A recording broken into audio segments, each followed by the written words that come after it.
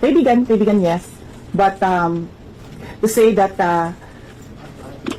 meron akong close relationship, personal relationship with them, wala naman.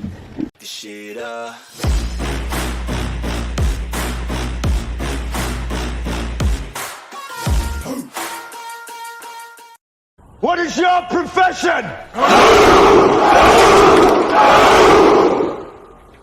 So, I don't move in the circle of politicians. Kaibigan, yes. But to say that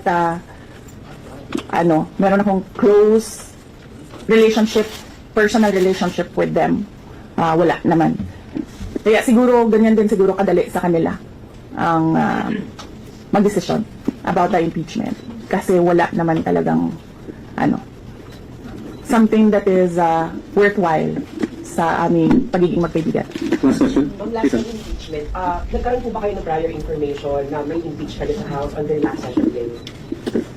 May nag-PM ba sa inyo? Naka-receive po ba kayo? Nag-hit sa inyo? Yes, oo, si JC.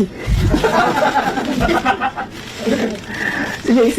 Hindi siya natulog. Sabi ko sa kanya natulog na ni JC kasi ang mangyayari ay mangyayari kasi sera-sera. Diba? Comment ko lang po ma'am, alam ko matagal na ito, but the QC Prosecutor's Office din na sura yung patong-patong na kaso against you. Yes. What was your initial reaction about that? And second po, any updates sa security details natin, ang tuloy po ba yung mag-try po natin ng privacy? Hindi ko na sasagutin yan ha. Dun lang tayo sa God Save the Philippines. Okay. What is your profession?